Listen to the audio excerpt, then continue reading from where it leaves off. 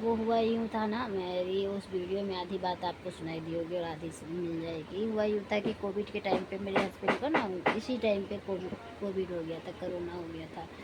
तो मैं इनको लेकर के हॉस्पिटल इधर जब जाती थी, तब मेरी भाभी लोग तीज वीज करी थी, तो मैं वहीं कथा सुनी। तो मैंने तीज मतलब जो भी तीज हो रहा था वहाँ पे मैंने यही चीज़ मन्नत मांगा कि बाबा मेरे हस्बैंड ठीक हो जाएंगे ना, तो मैं 5 साल तक आपका तीज का व्रत करूँगी। क्यों मैंने 5 साल तक इसलिए बोला था, क्योंकि मुझे पता था कि मेरे घर में, मेरे ससुराल में तीज नहीं होता, मेरे मायके में तीज होता है। मेरे ससुराल में चौक-चंदा का व्रत होता है उसी दिन, या उसके आगे 5 गणेश चतुर्थी मनाई जाती है। तो मेरी सास हर समय मना करती थी कि मतलब तीज मत करो, तीज मत करो, करवा चौथ करती हो, तीज मत करो।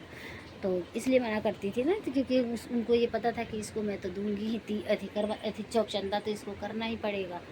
तो फिर मैंने मतलब उस टाइम पे ऐसा होता है ना कि हस्बैंड अगर बीमार होते तो हम कहाँ नहीं, हस्बैंड बच्चों को कुछ हो जाए, हम कहाँ कहाँ नहीं अपना दशहरा मत्था टेक देते हैं। और फिर तीज अच्छा फेस्टिवल है, मतलब अच्छा त्यौहार है पतियों के लिए, निर्जला व्रत करना।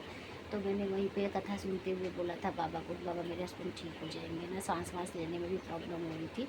तो उस टाइम पे मैंने वो चीज़ बोला था। तो फिर मैं करने लगी, अगले साल से 5 साल तक करूँगी। उसके बाद अभी मेरी सास की अगर तबीयत ठीक होती तो मैं मतलब कि अभी करती, 10-12 साल करती, जब तक मेरी सास चौक-चंदा करती।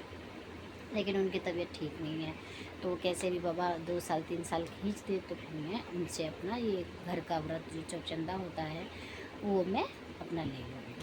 और मैं तीज का उद्यापन करके फिर मैं अपना चौक-चंदा, अपने घर का जो ख़ानदानी त्यौहार चलता है, क्योंकि मैं, ऐसा लोग कहते हैं ना कि ऐसा नहीं होता, पर ऐसा होता है।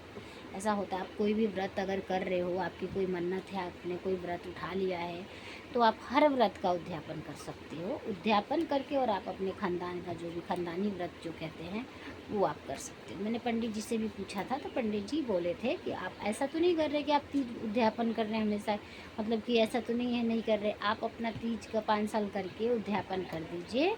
और आप अपने घर का व्रत उठा रहे हो तो इसमें कोई डरने वाली बात नहीं है, आप कर सकते हो। आप एक व्रत मतलब उद्यापन करके दूसरा व्रत उठाओगे तो आप 5 साल तक कम से मतलब 5 साल तक जो मन्नत मांगे हो ना, वो आप पूरा कर लो, उसके बाद आप अपना ले लेना। तो मैंने पंडित जी से बात कर ली थी। पंडित जी ने बोला था हाँ, उद्यापन करके आप उसी साल आप ले सकते हो तीज का। तो मैं अगले साल से नहीं, उससे अगले साल में उद्यापन करके मैं तीज का व्रत उद्यापन करके फिर मैं वो ले लूँगी, ये चौक-चंदा ले लूँगी। तो मैं तो व्रत ही रहूँगी ना, मैं तो फास्ट में ही रहूँगी उस दिन, ऐसा तो नहीं है।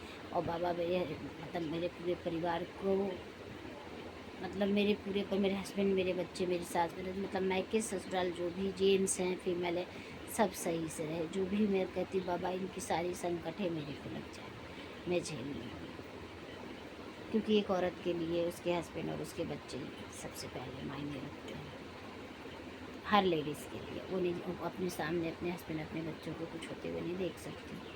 तो इसलिए तो चौक-चंदा भी बच्चे और पति के लिए है, और तीज भी बच्चे और पति के लिए है, दोनों चीज़ के। हम हर व्रत और लेडीज़ व्रत करती किसके लिए है, बच्चे और पति के लिए ही। तो अब खुद के लिए कोई व्रत नहीं होता लेडीज़ों का।